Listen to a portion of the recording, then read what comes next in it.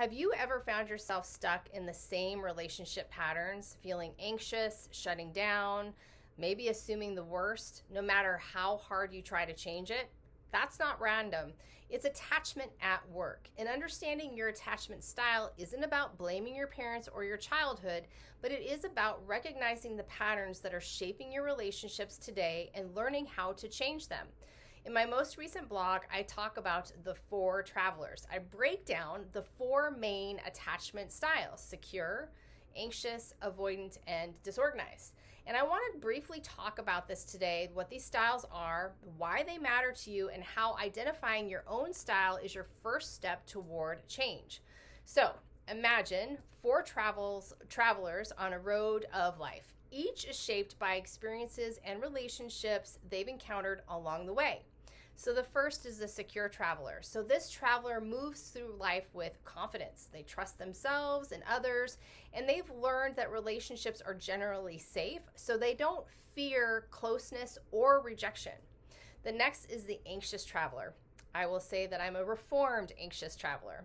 This person is always looking over their shoulder, worried that they're going to be abandoned or left behind. So they seek constant reassurance, but often they feel like it's never enough. Next, we have the avoidant traveler. And this traveler keeps a safe distance, avoiding deep connections because they've learned that relying on others can be risky. They appear very independent, but often struggle with emotional intimacy. And finally, we have the 4th traveler, and this is the disorganized traveler. So this traveler moves between anxious and avoidant paths. Sometimes they crave connection, and other times they fear it. So this comes across with mixed messages really early in relationships. It's because love wasn't always safe for them, and so they can't trust when things feel stable. That makes them feel unstable. Now, here's where most people get stuck. They assume that attachment styles are a life sentence, or worse, they feel like understanding their attachment means blaming their parents or caregivers, and that's not what this is about. I have heard so many people say that to me, and that is not what this is about.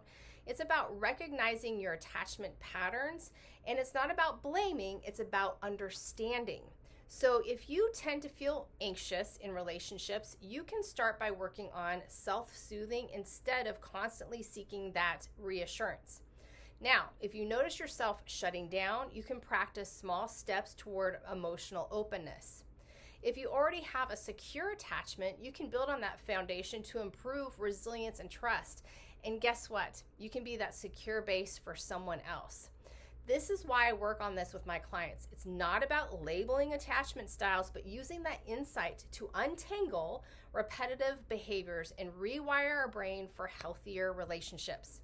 If this resonates with you and you want to dive deeper, read my blog, The 4 Travelers, where I expand on the attachment styles and how they can impact relationships. And if you are ready to take a step toward healing your attachment patterns, let's talk.